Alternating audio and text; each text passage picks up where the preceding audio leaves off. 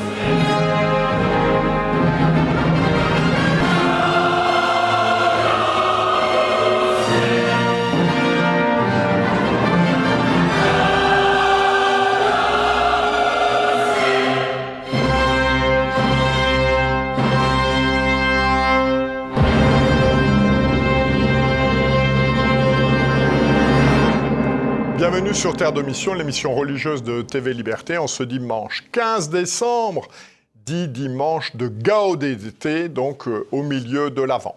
3 séquences. Tout d'abord, monsieur l'abbé Claude Barthes, vaticaniste, viendra nous présenter les 21 nouveaux cardinaux qui ont été créés le 7 décembre dernier par le pape François. Ensuite, Marie Kervizik, rédactrice en chef de La Malle aux 1000 trésors, revue catholique destinée aux enfants et à ceux qui leur ressemblent, nous présentera cette publication. Et enfin, Édouard Vieillefaux, directeur général de Credo Lending, nous présentera 2 projets d'investissement, un sur l'éducation intégrale et un autre sur un lieu d'hospitalité autour des dominicaines enseignantes du Saint-Nom de Jésus de Fangeau.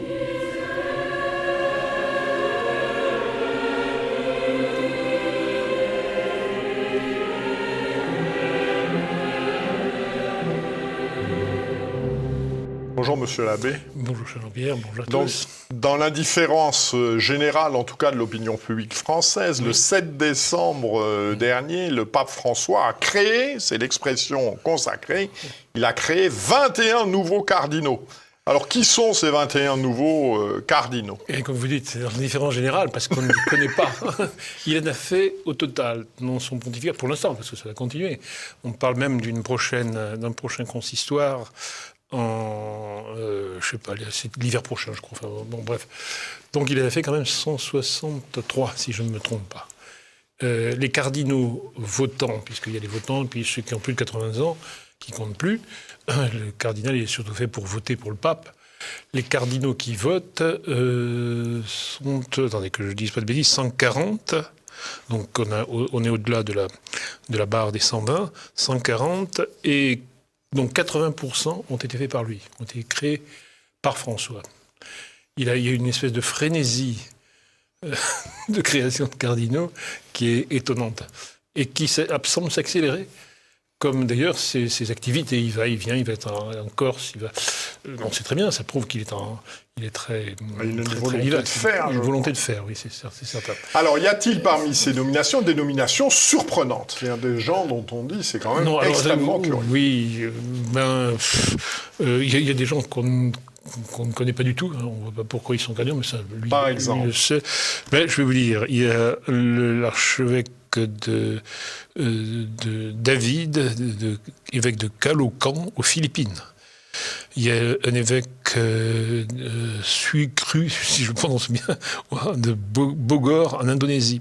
Ah, il y a aussi un Ukrainien. Ça, c'est intéressant. C'est intéressant parce que lui est nommé et pas l'autre. Je veux dire par là qu'il s'appelle Monseigneur Bichoc, 44 ans, donc il est là pour longtemps, sauf évidemment, Dieu le sait, évêque de l'éparchie de Saint-Pierre et Paul de Melbourne, des Ukrainiens, en Australie. Or, les Ukrainiens catholiques, les Grecs catholiques, sont, après les Latins, la plus importante communauté orientale. Or, leur archevêque majeur, on n'a jamais voulu le faire patriarche, et surtout pas François, s'appelle, je vais dire un nom assez difficile à prononcer, Shevtchou. C-H-E-V-T-C-H-U, Shevtchou. Et c'est un homme qui est relativement jeune, qui a de très bonnes doctrines, notamment morales, et qui avait, on peut le dire, soutenu le premier dubium contre Maurice Laetitia. Oui. Et lui, jamais cardinal, alors que c'est le deuxième personnage de l'Église, d'une certaine manière, si vous voulez, qui représente Voilà, ça, c'était étonnant. Alors, ces gens-là sont élus par leur père. Ces gens-là sont élus par leur père, avec Et après, approbation du Saint-Siège. Absolument, c'est ça, c'est le principe. C'est le principe qui ne vaut plus du tout pour aucun latin, désormais, puisque c'est le Saint-Siège. Le Saint-Siège nomme tout le monde, y compris à Cologne, quasiment, on peut dire. Oui, il y avait le chapitre des chanoines. Voilà, et le chapitre des chanoines de Coire, mais qui a élu 3 candidats qui ont été repoussés par Rome pour mettre le sien. Un opus dei de gauche, ce qui est très rare, mais enfin, on l'a trouvé. Alors, des nominations surprenantes et aussi des oublis étonnants, parce qu'il y a des postes, normalement, depuis la nuit des temps, ce sont des postes de cardinaux, et ça fait plusieurs fois que les titulaires voient le chapeau leur passer sous le nez, si je puis me permettre. Par exemple, Paris. Paris. Bien sûr, le cardinal 23 est toujours vivant, mais enfin, il est arrivé quand même qu'il y ait plusieurs cardinaux à Paris, l'ancien et le nouveau. Et ça n'est plus le cas. Donc, il y a des sièges qu'on disait cardinalistes, où il était presque obligatoire que celui qui était nommé, s'il n'était pas cardinal, devienne cardinal. En France, Lyon, bien sûr, il n'est pas cardinal non plus. Et en bien d'autres endroits, en Italie, Milan, je ne sais pas s'il est cardinal, je ne crois pas. Turin est cardinal, mais cette fois-ci.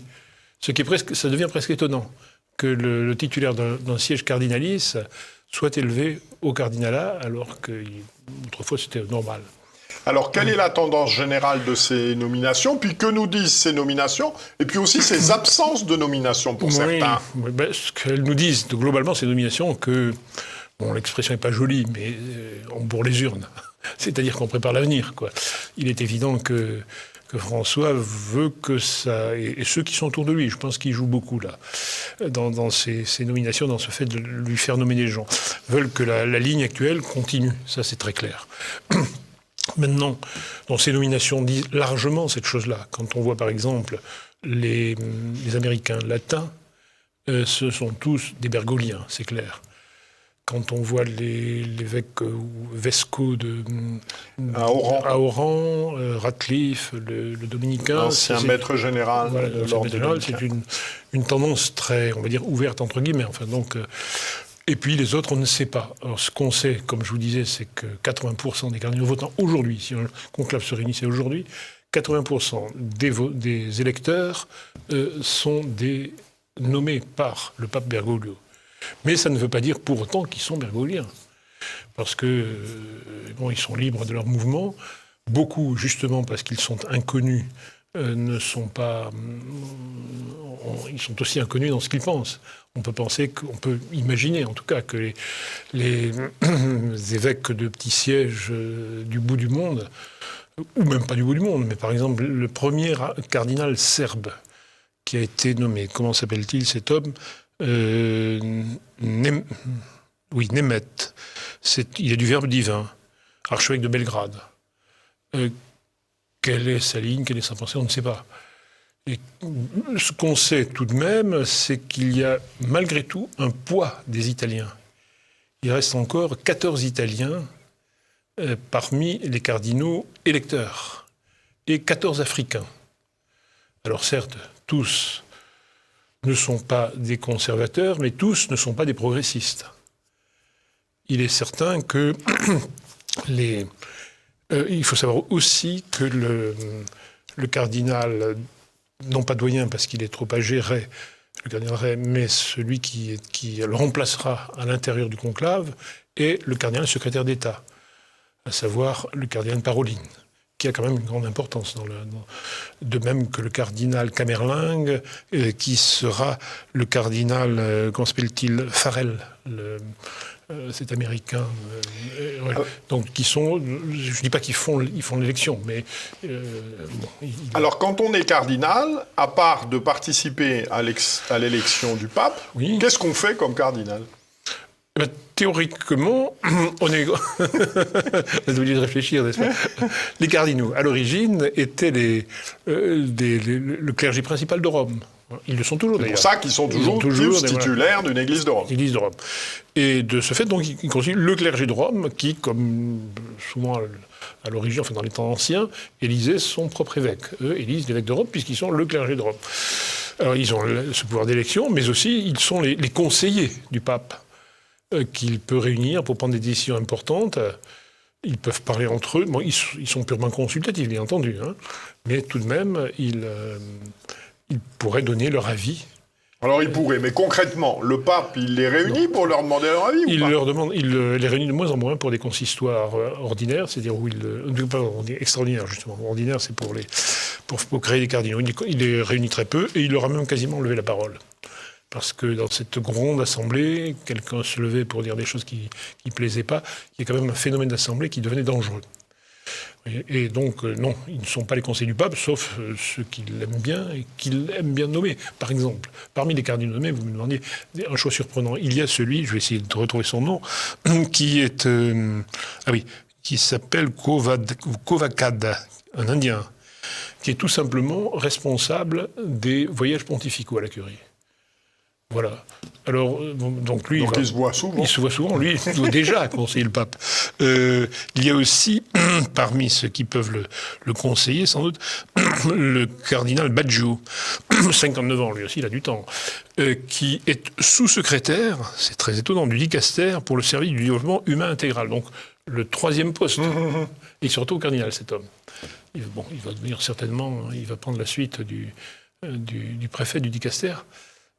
Qui lui aussi, bien entendu, s'il est nommé à Rome, donc proche du pape, est son conseiller, forcément. Mais qui conseille vraiment le pape ? Et là, pas de Français dans cette nomination ? Non, pas de Français. Bon, eh bien, ce sera pour une prochaine fois, nous espérons. On en reparlera bientôt. Merci beaucoup, monsieur l'abbé. Merci beaucoup.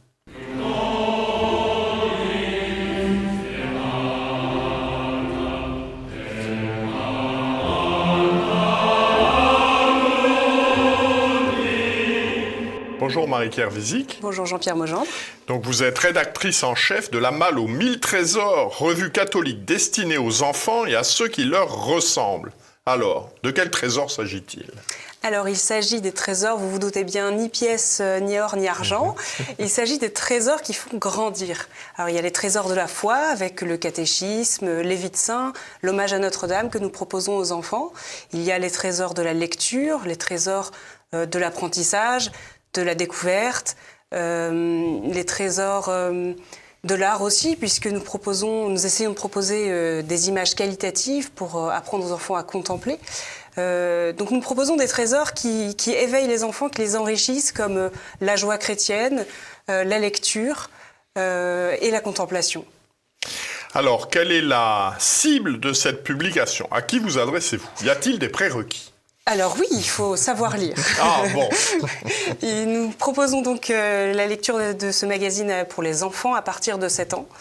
Et pour les enfants et pour ceux qui leur ressemblent. C'est-à-dire qu'il n'y a pas d'âge pour être un enfant, pour s'émerveiller et pour apprendre. Et nous essayons justement d'enrichir les enfants dans un monde où tout est laid, tout va vite. Nous essayons de leur apprendre à prendre le temps. Prendre le temps de lire, prendre le temps d'apprendre, de contempler. Nous leur proposons aussi des activités qui les éloigneront des écrans, qui leur feront faire des choses en famille, avec leurs frères et sœurs, ou voire avec leurs parents ou leurs grands-parents, comme le bricolage, la cuisine et toutes sortes d'activités manuelles. et même de la musique. Pour ceux qui Alors savent. justement, pourriez-vous nous présenter le sommaire, je dirais un petit peu habituel d'un numéro? Qu'y a-t-il? Comment est-ce que ça se compose? Alors, nous commençons toujours par un petit peu de catéchisme pour nourrir l'âme des enfants.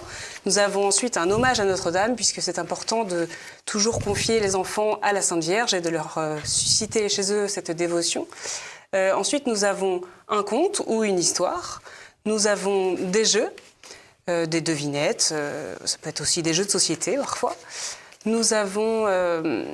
qu'est-ce que nous avons? Nous alternons bricolage et cuisine. J'ai vu, il y a des recettes à chaque fois. C'est ça. Alors voilà. Recettes ou bricolage, voilà, ça dépend de la saison aussi et du thème de la revue. Nous avons donc une rubrique en rapport avec le thème, puisque nous essayons de mettre un thème à chaque numéro. Après cela, nous avons des rubriques qui reviennent régulièrement, comme la rubrique des métiers. Nous présentons des métiers. Oui, présenter un métier, c'est très bien ça. Voilà, des métiers ou des vies de saints parfois aussi. Voilà, nous avons aussi beaucoup d'autres rubriques qui reviennent, pas forcément. Enfin voilà, nous essayons de varier le contenu à chaque numéro.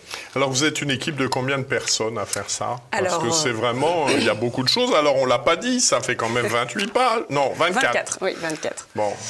Alors je suis... Et le rythme est lequel? Le rythme, c'est tous les 2 mois. Voilà, 24 pages tous les 2 mois, ça occupe. Exactement, ça occupe très bien. Et ça m'enrichit moi-même. Bon, et alors vous êtes combien Alors je suis toute seule, donc je fais le contenu et je fais la mise en page. Et je suis aidée par des contributeurs bénévoles, occasionnels ou réguliers. Notamment, voilà, j'ai une personne qui fait la cuisine, une autre qui fait certains jeux, et parfois des gens qui m'appellent pour me dire « je voudrais proposer une histoire » ou proposer des illustrations. Et moi, je prends tout ce qu'on veut bien donner aux enfants, puisque c'est aussi une œuvre où tous ceux qui aiment les enfants peuvent leur donner un petit peu de leur talent.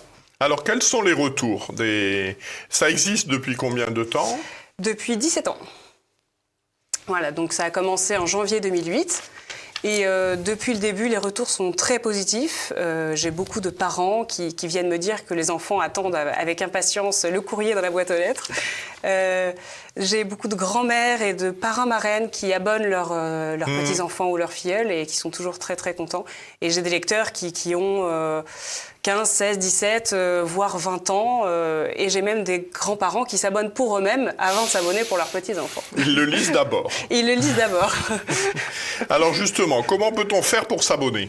Alors c'est très simple, soit vous voulez le faire en ligne et vous allez sur notre site internet à la rubrique s'abonner, soit vous nous envoyez un courrier, soit vous m'appelez directement, je suis joignable au contact de la Malle aux 1000 trésors. Alors souhaitez-vous rajouter quelque chose? Eh bien oui, abonnez-vous pour les fêtes de Noël. Voilà. Parce que c'est un excellent cadeau qui va durer au moins 1 an, voire plus si vous renouvelez l'abonnement. Et un cadeau qui surprendra et que l'enfant redécouvrira tous les 2 mois. Très bien. Alors voilà, donc j'ai lu avec beaucoup d'intérêt. J'ai trouvé ça vraiment très complet. C'est-à-dire il y a un aspect catéchétique, la spiritualité, il y a des jeux, il y a des histoires, il y a des recettes. Je trouve que pour les enfants, c'est vraiment ça touche à différents domaines. Et donc on augmente la probabilité que ça intéresse l'un ou l'autre, puisque chacun, en fonction de son tempérament, est plus intéressé par ceci ou par cela. Exactement. Voilà. Eh bien, nous espérons que vous ferez de nombreux abonnements. Et c'est vraiment un très beau cadeau pour les fêtes de Noël, pour les enfants ou pour les petits-enfants. Merci beaucoup, Jean-Pierre Merci Maugendre. beaucoup, Marie Kervézy.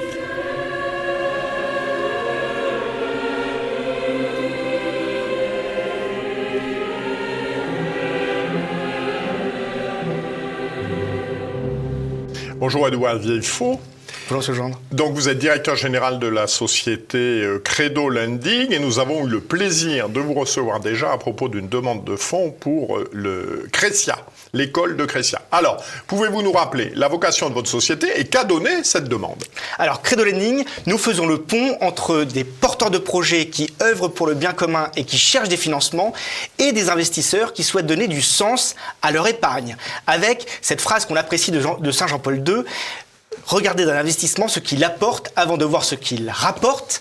Nous intervenons dans 5 thématiques à enjeu: l'éducation, les fragilités humaines, l'écologie intégrale, la culture et le patrimoine. Et donc, à tout un chacun, nous proposons d'être soit prêteur d'un projet, soit investisseur, actionnaire d'un projet. Donc, bienvenue, on vous attend. Alors, Crescia, ça a donné quoi ? Alors Crescia, l'aventure est extraordinaire. Je vous ai raconté l'histoire au mois de juin dernier. Rappelons-le, c'est une école des maires de Fangeau qui est dans le Jura, sur les hauteurs des plaines vaporeuses. Et dans cette école où il y a plus de 180 élèves, une école qui a 40 ans, qui est en pleine expansion, eh bien, elles avaient besoin d'agrandir. Et donc, elles ont choisi de créer une église pour agrandir, pour libérer, en fait, la place qui prenait la chapelle dans le château fort, puisque nous sommes dans un château fort, un lieu assez incroyable. Et cette église donc, a été bâtie à l'aide de 3 millions d'euros de dons et 1 million d'euros de prêts que nous avons financés donc, au mois de juin dernier. La consécration, la bénédiction de cette église a eu lieu le 12 octobre dernier. C'est un miracle et c'est magnifique. Allez-y, nous sommes dans le Jura, à côté de Lons-le-Saunier. C'est extraordinaire, nous sommes tous totalement émerveillés par cette réussite. C'est un projet réellement de bâtisseur. Alors, depuis votre fondation, combien de projets et combien de fonds levés ? Alors, Credo Funding, Credo Lending, ça a 10 ans. Nous avons levé pour Credo Lending, donc la partie investissement, nous avons levé 30 millions d'euros. Nous avons financé 50 projets, donc dans les différentes thématiques. Nous avons permis, le rayonnement des abbayes comme Boulor, comme Saint-Vendry, la Fabrique à Saint, SAINTS, comme l'abbaye de Lérins, avec son île paradisiaque, l'abbaye d'Ollenberg également. Nous avons permis aussi de sauver des fleurons patrimoniaux comme le Carmel d'Avignon, comme le Cénacle de la Louvet avec la foncière Oikos, des écoles et puis la création de béguinage, notamment à côté de Ars, avec notre Saint-Curé d'Ars. Donc que des projets extrêmement inspirants pour donner à chacun du sens à son épargne. Alors aujourd'hui, vous nous proposez, entre autres, un projet d'investissement dans le domaine éducatif. De quoi s'agit-il ? Exactement. Alors, ce qui est intéressant, c'est qu'on vous propose d'être actionnaire, d'être vraiment partie prenante de cette aventure.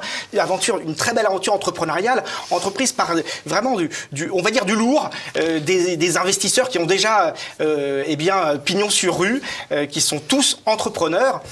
C'est un projet de création d'écoles et de rachat d'écoles, création d'écoles, un réseau d'écoles d'éducation intégrale à travers la France et aussi à travers l'étranger. Il faut savoir qu'il y a une demande extrêmement forte à l'étranger de ces écoles françaises d'éducation intégrale et il y a un enjeu aujourd'hui. Les congrégations religieuses qui ont créé des œuvres éducatives à l'étranger, sont en quête d'un renouveau, sont en quête de pérennité, due notamment à la faiblesse des vocations. Et donc, elles sont plutôt, pour certaines, en mode transmission. Et donc, il faut bien trouver un porteur de projet pour prendre le relais avec, cette pédagogie corps, âme, esprit qui est si importante pour l'élévation du jeune. Justement, Savio Éducation compte y répondre. Donc, à travers ce grand réseau soit de création d'écoles, soit de rachat d'écoles. Donc, on vous y attend. Un beau projet qui, en plus, apporte une réduction d'impôt. Alors un peu plus sur Saint-Louis Éducation, aujourd'hui qui s'en occupe, on est sur combien de projets de rachat d'écoles, qu'est-ce qui s'est déjà fait ? Alors aujourd'hui, ils ont racheté une école dans les Yvelines à côté de Paris et ils ont créé une école à Lausanne. La deuxième école qui va être achetée, ça va être à Lausanne, le lycée français, donc qui est tenu aujourd'hui par une congrégation religieuse et ils ont beaucoup de projets qui arrivent, un projet en Roumanie, un projet en Pologne, donc ça va être l'Europe avant tout, et puis ensuite d'autres pays. Il faut savoir que le gouvernement français, en 2018, a lancé un appel pour multiplier par 2 le nombre de possibilités d'offres pour des écoles françaises à l'étranger. Et donc, c'est dans cette dynamique que Savio Éducation se lance depuis maintenant 3 ans. Et donc, qui sont derrière cette école ? Vous avez des diplomates, vous avez des financiers, notamment le président est d'Enguerrand Rochefort qui tient sa banque d'affaires Rochefort et Associés. Nous avons aussi des industriels et nous avons évidemment les spécialistes aussi de l'éducation. Ce sont tous des gens qui ont déjà une situation professionnelle en pleine réussite, mais leur conviction et l'enjeu actuel fait qu'ils ont décidé de lancer ce groupe Savio Éducation avec des opérationnels extrêmement engagés pour justement répondre à ce besoin immense d'élever le jeune à travers cette pédagogie corps, âme, esprit, dite éducation intégrale. Alors vous avez un autre projet autour des mères de Fangeau. Nos chères mères de Fangeau. Elles sont 263 sœurs. Congrégation créées officiellement en 1975. Elles vont fêter l'année prochaine, tenez-vous bien, leurs 50 ans. Elles ont, parce que leur charisme, c'est l'éducation, elles ont aujourd'hui 22 maisons, c'est 22 écoles, à travers notamment la France, principalement, presque partout, elles sont demandées en plus partout, et puis aussi en Suisse, en Allemagne et aux États-Unis, et bientôt au Canada. Et elles ont un projet extraordinaire, c'est qu'elles ont un besoin, évidemment, c'est d'avoir une hospitalité. Même si la moyenne d'âge est 45 ans aujourd'hui, eh bien, elles commencent à avoir des sœurs qui sont un peu plus anciennes, leurs aînés, et donc elles veulent avoir un pied-à-terre, un endroit pour être leur hospitalité. Et elles ont trouvé le lieu rêvé, qui est à 9,7 km de leur bastion, qui est de Fangeau, dans le village magnifique de Montréal, donc Montréal dans l'Aude, à côté de la collégiale. C'est un lieu qui est en fait l'ancienne résidente, l'ancienne EHPAD de Montréal. Le maire et toute la commune est ravie de transmettre au maire de Fangeau pour leur créer l'hospitalité. En revanche, eh bien, c'est un grand appel à dons, puisque les maires ont déjà réuni une partie de la somme, mais on a besoin de l'autre moitié pour pouvoir. Alors, vous cherchez combien, financer. concrètement? Eh bien, il y a 550 000 € à aller chercher au global, et la moitié du chemin est déjà réalisée. Donc, il faut aller chercher encore à peu près 300 000 € pour pouvoir réaliser. Elles ont signé la promesse. Donc, maintenant, le compte à rebours est lancé. Et donc, on demande à toutes les bonnes âmes eh bien, de participer de 10 € à plusieurs zéros. C'est bien sûr en plus défiscalisé. Donc, rappelons-le, on verse 100 €. L'effort réel d'épargne, il est de 34 puisque nous avons 66%, donc 66 € sur 100 € qui seraient en réduction d'impôt sur le revenu. Alors, comment nos téléspectateurs peuvent-ils faire pour s'intéresser concrètement à un des deux projets, voire aux deux, à qui s'adresser, comment prendre contact avec vous, comment payer? Alors, vous l'avez compris, il y a une partie investissement, je suis prêteur ou je suis actionnaire, et puis des projets qui vous appellent au don, vous êtes donateur, et donc il faut aller sur credofunding.fr. Credofunding.fr, c'est le site sur lequel il faut aller, notamment en cette fin d'année. Vous allez voir énormément de projets proposés pour donner du sens en fait à son argent, à son épargne, donc à travers des projets de dons et des projets d'investissement. Et donc vous retrouverez sur credofunding.fr eh bien les projets d'investissement et donc le projet Savio Éducation et puis le projet des maires de Fangeau, donc pour le don, pour cette hospitalité à Montréal, à quelques pas de leur bastion. Et au pied de Saint-Dominique. Et au pied, évidemment, de leur territoire Saint-Dominique. Merci beaucoup. Donc, cette émission s'achève. Nous nous retrouvons la semaine prochaine. D'ici là, que Dieu, qui est Père, Fils et Saint-Esprit, nous garde. Bon dimanche et bonne semaine à tous. Merci. Merci beaucoup.